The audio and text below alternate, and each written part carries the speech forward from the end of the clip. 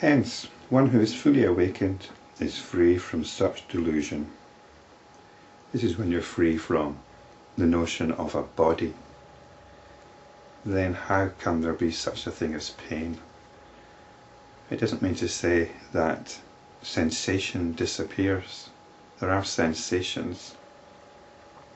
The attention gets drawn to sensations and then creates a story about them. But the advice given in this chapter is to let the sensation happen while remaining in awareness of the self.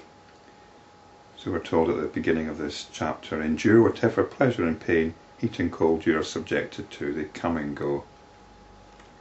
And this is true, things come and go. It might seem that they don't go, but they do, they come and go.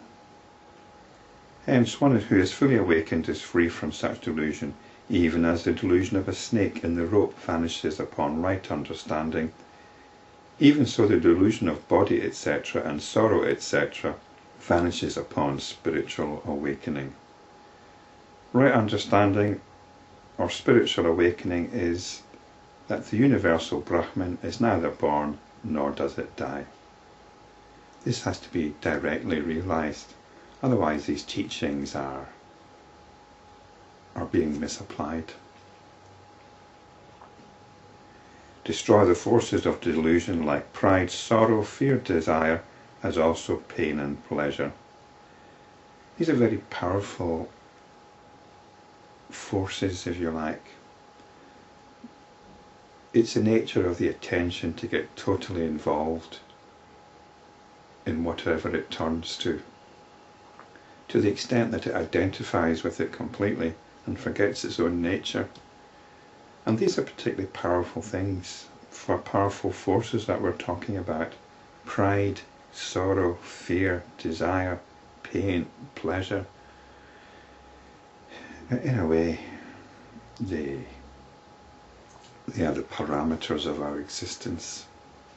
So this is an interesting list for identifying your psychic landscape, the forces which your attention are habitually attracted to.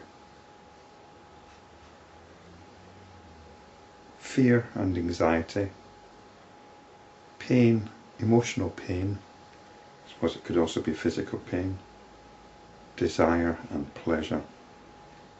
Such pairs of opposites are illusory. So these are pairs of opposites. Pain and pleasure are obviously opposites. Fear and desire. Fear, I suppose, is wanting to avoid certain things, certain circumstances. Desire is wanting these circumstances. So fear and desire are opposites. Pride and sorrow. Pride and sorrow.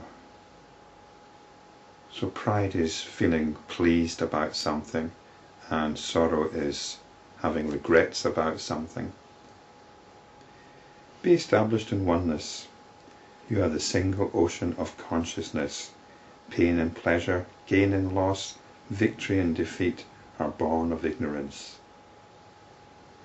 Hence remain unaffected by them. It's quite a good point, this. In spiritual teachings, they're often expressed in terms of overcoming desire. But what about overcoming fear? Fear and anxiety, not only for your own circumstances, but for those of your loved ones. We almost feel we can justify anxiety and fear for our loved ones in terms of our natural and social duties. We can say, I'm not being fearful for my own sake, but for my child's sake, yes, I shall express fear, anxiety, paranoia. They're all entirely justified. How do we overcome that one? Spiritually we must. Hence remain unaffected by them. Whatever you do, eat, offer in worship, and give, all that is the self. Whatever your inner being is, that you shall certainly attain. Whatever your inner being is. It's the self. We can understand these things like fear and anxiety if we look into them, if we embrace them, or in the language of worship, if we offer them up to Brahman. Perhaps we can actually see them as Brahman, see them as the self. Hence, in order to attain the realization of Brahman, fill your entire being with Brahman. Do not fill your entire being with Brahman. Realize that Brahman is your entire being.